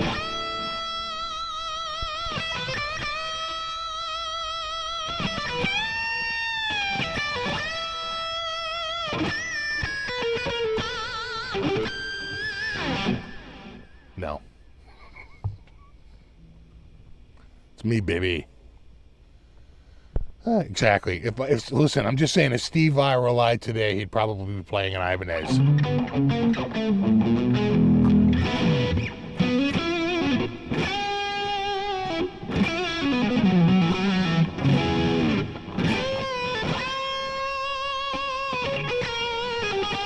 Exactly. That's just science.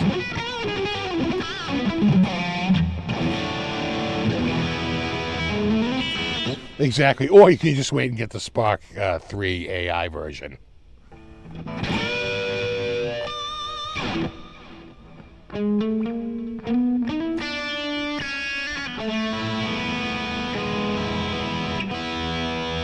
One of these is a...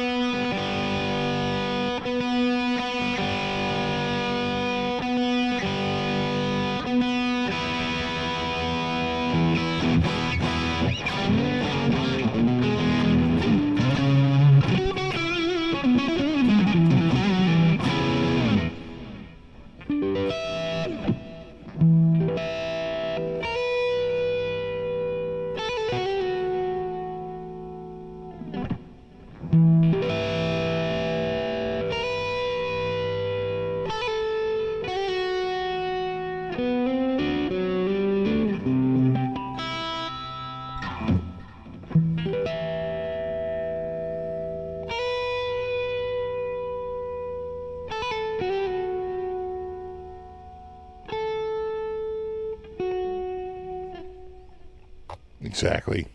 If Russ Shipton was still alive, he'd be playing an SG.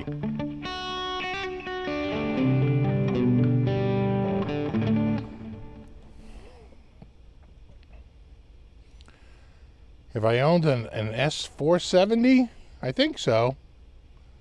At some point, I think it was a 470. It could have been a 4. I'd have to go back and look. It was an S style, though. An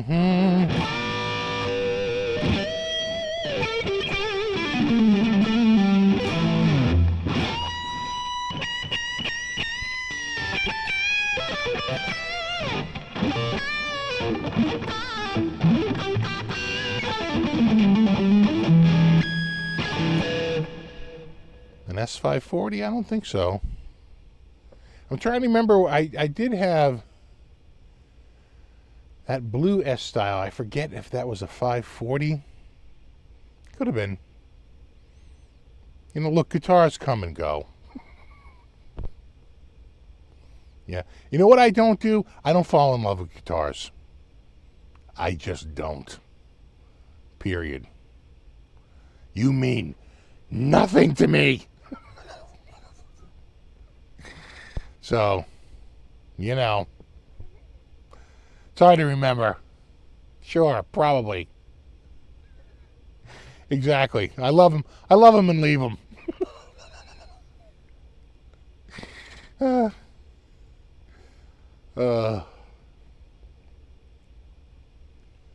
Exactly. I had a million guitars and I rocked them all. Oh, God. Yeah, you know, I mean, you have guitars you sort of like, but even those you get sick of. Right? You sort of just, you know, I like to mix it up. Well, I do like, there is a thing to be said about having a guitar, like having enough guitars, where you pull a guitar out of the back that you haven't played like in literally 18 months. And you're like, oh, right. Oh, that's right. I own a 65 reissue. Oh, holy shit. Oh, right. Oh, yeah. Oh, that's kind of nice. I forgot I own that. You know, that happens. That's nice. It's like a new guitar day with a guitar you've owned for many years.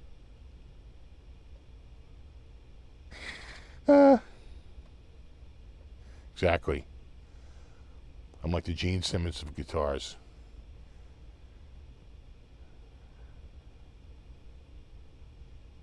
I don't remember any of their names.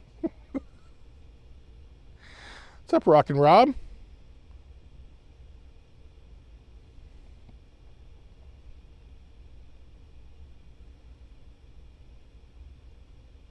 Exactly. Never get rid of that acoustic guitar that you hide you weed inside. Exactly. But you don't have to hide it any longer. This state went legit. So it just depends on the state you live in. Exactly. 17 guitars in a row.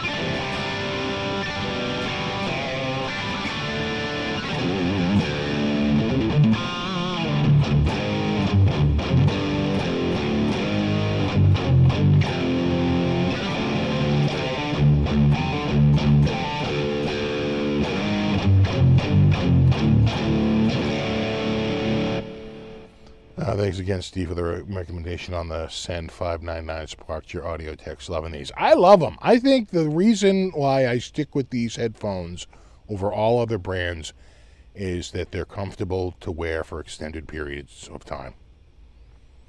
You know, the cushions are very cushiony, and you can hear the outside noise because they're open back. You don't feel like you're encapsulated, and you know, they're just very comfortable. They're light and airy and easy to, you know, wear for extended periods. Everyone makes a pretty decent headphone. You know, speaker technology has been, you know, kind of perfected for a long time now. I just think that it's a comfort thing. You know, once you get past a certain level of quality with audio, which I think they reach pretty quickly now, then it's just a matter of like really, you know, feeling like you can wear these for 2 hours straight like I just did, you know.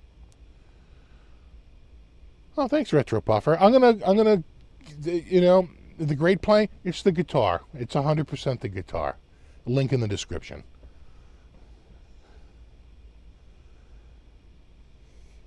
Place pads, cover them on AT, but... Oh. Comfort's important as sound, yeah. Yeah. Absolutely.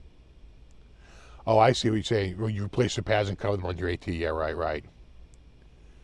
Exactly, because breathing in the summer is important. You know, you get all sweaty.